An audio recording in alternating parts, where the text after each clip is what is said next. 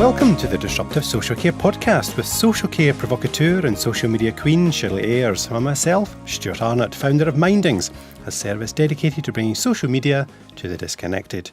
In this weekly show, we aim to spread the word about what's going on in the world of disruptive social care, amplify the voices of people with great ideas that few people have ever heard about, and to help our communities connect and collaborate. Well, Shirley, hello, show number 8. It is indeed. And I'm going to correct my script here. It says 1,600 listeners. We've got 1,700 listeners and views now, and lots of very supportive comments coming in. So we must be doing something right. Well, I think so. And I'm delighted that the Health and Care Professionals Council have confirmed that watching and reflecting on the issues raised in the podcast count towards health and social care professionals' continuing professional development. That's fantastic. Oh, I didn't know that. Ah, yes. That's made my day. That's great. So we get CPD points? Yes. Wow, that's certainly an incentive to listen to it on your Absolutely. iPod as you're cycling into work in the morning. Yes. Or even watch us on YouTube. Absolutely. Well, Shirley, this week I have been looking at micro-providers. I was recalling that my mum's local authority used to provide a free home shopping service. And then they introduced a £6 charge, which coincidentally was £1 more than the supermarkets would do. So it's kind of clear that they were just, in my mind, trying to offload that onto the supermarkets. So it made me wonder why the supermarkets don't do a deal with local authorities to deliver an enhanced service for the care sector.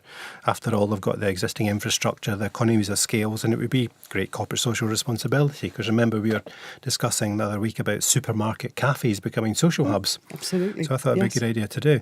Might be a bit of a homogenous service though, but at least it would be efficient and cheap. Anyway, I went onto Twitter. I used hashtag DEUKCare, which, thank you for that, setting that one up, because that seems to be like the bat signal, because I got responses within minutes. And I asked if anybody knew if any of the supermarkets were actually doing this, and it seems not. However, the team at Community Catalyst quickly got back to me and said that they have lots of people that they could recommend. And as you know, Community Catalyst are a community interest company. And they harness the talents of people in communities to provide... They're a lovely gang. Yeah, they really are. Imaginative solutions to quite complex social issues and care needs. And they said, several micro-providers, and they put me in touch with quite a few people in the Nottinghamshire area. So we were... congratulating Monmouthshire last week. This week for me it's Nottinghamshire, who's doing some great work. So first of all, there's MDH Support. And they're based in lovely Dudley in the West Midlands. And they work with adults with autism or learning disabilities, helping them to achieve their goals, however modest or ambitious they might be. And they offer a tailored care package that includes everything from helping people access their community, social and leisure activities, to practical things like their own team of support workers who will help people in their own homes with things, household tasks like cooking, washing, ironing, cleaning and shopping. So I thought that was really good. Best of all, they say in many cases, costs can be funded by direct payments from Dudley Metropolitan Borough Council, which I didn't know you could do. We could do a whole podcast on direct payments. I think we should, because that was really interesting. That was the first that I knew that this was all possible, and yes. MDH Support can help you do that. They've been awarded a Silver Quality Mark from Dudley Council, and they were the first micro-provider in Dudley to be credited as carer aware. Excellent. So that was great. So a big shout out to Mike Hans and Linda Shillingford and the team up there in Dudley. And in Mansfield, there's Buyback Time, which I have a feeling you've mentioned to me before. And they do everything from the usual domestic services to arrange holidays right down to the tiniest detail. They'll even come in and open and close your curtains for you, which I thought was good. Yep. But I thought this was really cool. They'll come to your house with an internet-connected laptop and they'll sit down with you and they'll do internet shopping, be that groceries or gift shopping. I thought it was a really neat twist on home shopping. Oh, I love it. Great idea. And 2 quickies, not strictly home shopping, but I thought they were just, as Community Catalyst mentioned them, I thought they were really lovely examples of micro-providers. First of all, there's Rumbletums Community Café, and it's a supported training and work experience project for young adults with learning disabilities, and they offer work experience opportunities to young people aged between 16 and 25, based around the operation of their cafe in Kimberley, Nottinghamshire. And then I love this one. This is the name of the week, the Pulp Friction Smoothie Bar. that employs and supports young people in Nottingham with learning disabilities to run their own pedal-powered smoothie bars. You need to go to the website to check this out. There's a bicycle with like a food mixer thing on the front of it, and they make these smoothies. And they also have a community allotment. I was reading some tweets from some of the kids who work in the community allotment. Some of them are making the fruit for the smoothie bar. And they even have a glee choir. So all seems to be happening up in Nottinghamshire.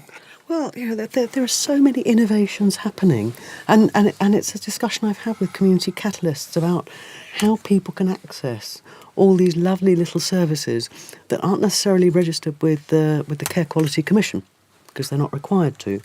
And I guess that's also an interesting one, talking about care opinion, is how they will incorporate micro providers into their systems, because they provide such important and personalised services. So thank you for raising those. I'm going to go and have a look at the Pulp Friction smoothie bar after our podcast. In summary, this week, open data, online influence, and a new social care research initiative. Unlocking the potential of open data, organised by Laser, was a really good event. Excellent speakers who actually managed to get me excited about the potential of open data for the non-profit sector.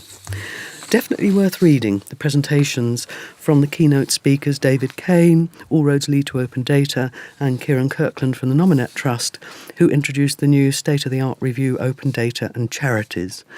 I learned about VCS Open from Louise Brown and Sarah Parker, and Pete Reed from Illuminate ICT showed me how to use lots of Google tools. Now, for a non-techie, this was very exciting, and the spectrogram was very energising. Ooh. So I can now explain what open data is and why it's important for publicly delivered services. So, anonymous data, freely available to anyone who wants to use it.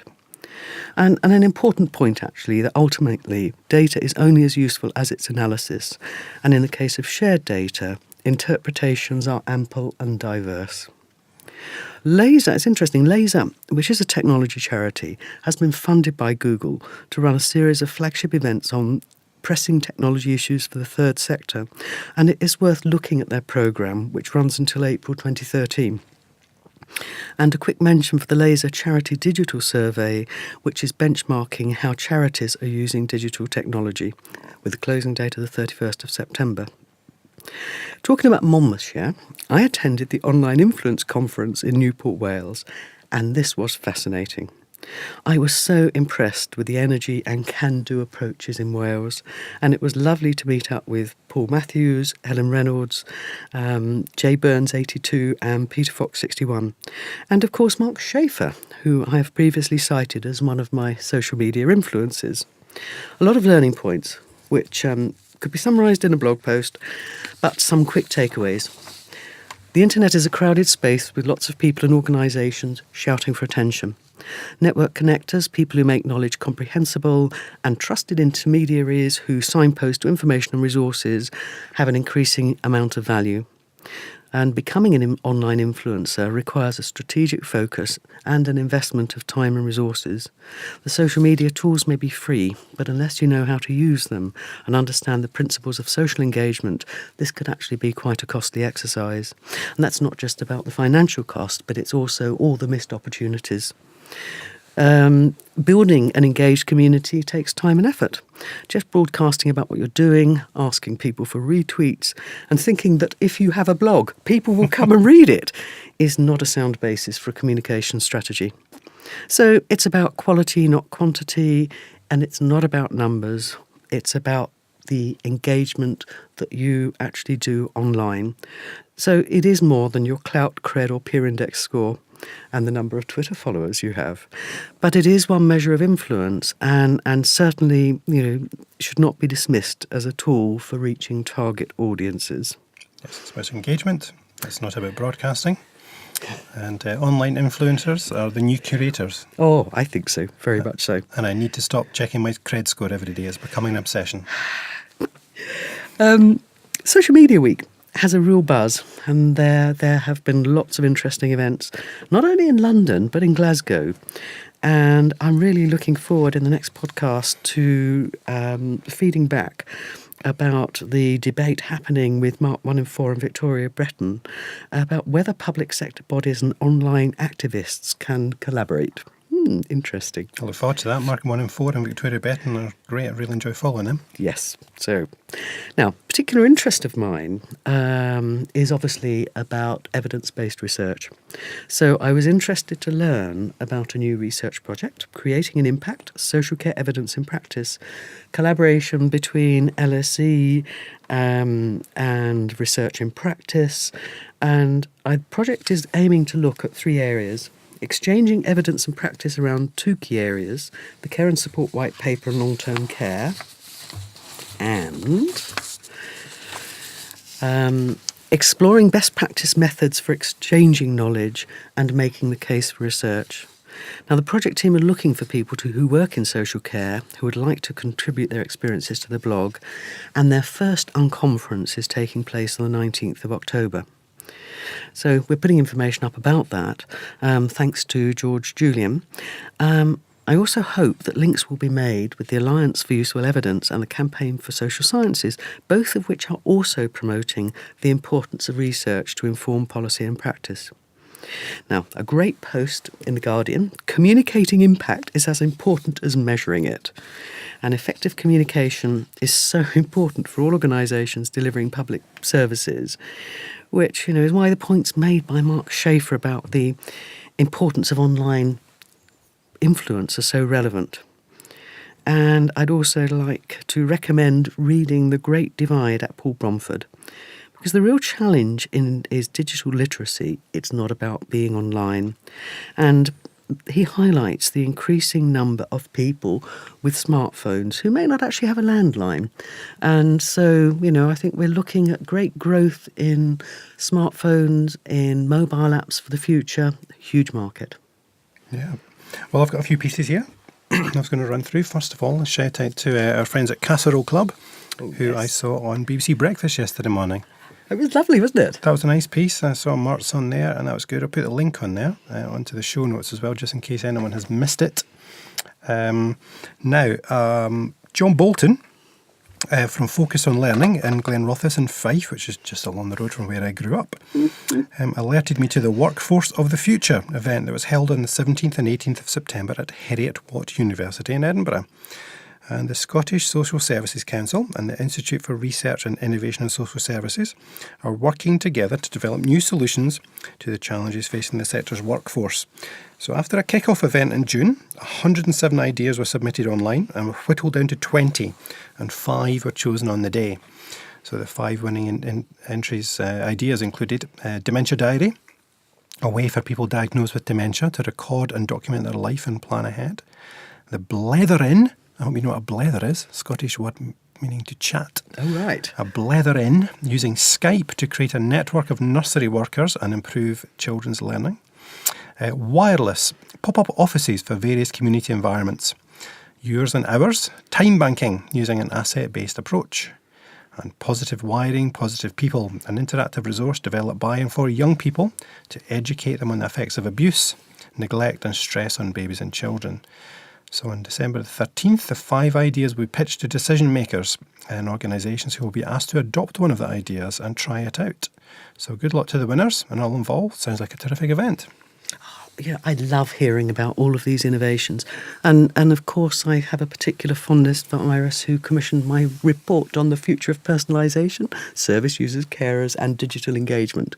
So actually, if you want to understand a bit more about direct payments, I do recommend that you read my report, Stu. That's where I start. I'll read that this week and we'll talk about it on another show. This section of the programme is called Follow Friday because it's Friday that we release the show, and also because people who use Twitter use hashtag FF for Follow Friday to recommend people to their community. So what have we got this week, Shirley? Well, I'd just like, first of all, to highlight a few good posts. Firstly, how to report Twitter hashtag spammers. Now, this has been a particular issue in a number of conferences that I've been following online, which have been invaded by porn bots. So useful to know how to get rid of them if you're having an online Twitter chat. Absolutely. Great article in The Guardian, Facebook and Twitter, the art of unfriending or unfollowing people, which does raise this interesting question about how social media is building social capital, and a useful guide to Twitter's language and acronyms. Always useful, because, we mustn't ever forget that every day thousands more people are coming online, and so any resources we can help people to make better use of social media, I'm always keen to promote. Roxanne Persaud, who tweets us at Commutiny, well worth following for her insights about evaluating the return on social investments and an invaluable service live tweeting from lots of very interesting events. I'd like to mention the organisers and speakers at the Online Influence Conference, and definitely worth looking at the presentations and resources that are available. So follow Fridays to at OIConf, at Radio Jaja for organising the conference, keynote speaker Mark Schaefer, inspirational presentation and for sharing his knowledge and wisdom about the significance of online influence, and speakers at J Cooper Tweets, at Emma Mees, at Mark Webber, at Mrs. Moti and at James Cridland. Also like to mention at Nominet Trust, who are supporting a whole range of internet-based projects, contributing to making a more trusted and accessible internet, and they're promoting digital innovations which are improving lives of individuals and communities. And at Dan Such, who is the Head of Research Development at the Nominet Trust, for his dedication and commitment to making digital innovations a part of our lives, and also exploring how we evaluate the social impact of innovative ideas. And at Kieran Kirkland for his informative post looking at how to measure social value so that it's relevant to everyone, which was published at Guardian Voluntary. And also because he made me feel that open data is a fascinating subject. It sounds kind of dry, but you did make it sound interesting. I just wanted to mention Community Catalysts again. I mentioned them earlier in the show, but at Comcats, their super fast response and putting lots of people in touch with me I was really grateful for. But also remembering to use that hashtag DEUKCare, which is our bat signal. And if you have a question about social care, stick in that hashtag in there and you get a very quick response. So we'll put these details and other information about things that we've been talking about on the show notes on the website, which is disruptivesocialcare.com. Do check that out. We put links to pretty much everything we talk about. And also on our Facebook page at facebook.com/disruptivesocialcare. Go into our Facebook page and like that page. So Shirley, what do we have coming up in the next fortnight? Well, of course, we've entered the party conference season, and I will be following and reporting on the highlights in our next podcast, but there's already been a very interesting debate about social care with Norman Lamb. And I was delighted to see that the University of Stirling Dementia Services Development Centre at Dementia Centre has been shortlisted for the Improving Care with Technology category of the Health Service Journal Awards. And have a look at the virtual Dementia House. It's an evidence-based, interactive online resource that illustrates key aspects of dementia-friendly design. Definitely worth a look. And the evidence shows that making often simple and inexpensive adaptations to where someone lives with dementia can mean independent living for longer. For instance, increasing the light levels may have a more beneficial effect than medication. So, definitely worth looking at. What about you, Stu? Well, one I've got to mention, I just got this last night, so I haven't written it up properly, but this is the Scottish Mental Health Arts and Film Festival, which is in its 6th year. And it's one of Scotland's most diverse cultural events, covering everything from music, film and visual arts to theatre, dance and literature. And it takes place in venues across Scotland throughout October. And by engaging artists, connecting with communities and forming collaborations that celebrate the artistic achievement of people with experience of well-being issues. Now, my specific interest in this is my very good friend Andy Mackey, who is an artist. He's a visually impaired artist, and he's currently exhibiting at the gallery on the corner, which is in Dundas Street in Edinburgh, just 5-10 minutes walk from Princes Street. And 90 artists have completed original pieces on the theme of mental health awareness. and using different media from paintings to sculpture to fabric and collage, and it presents many assets of mental health.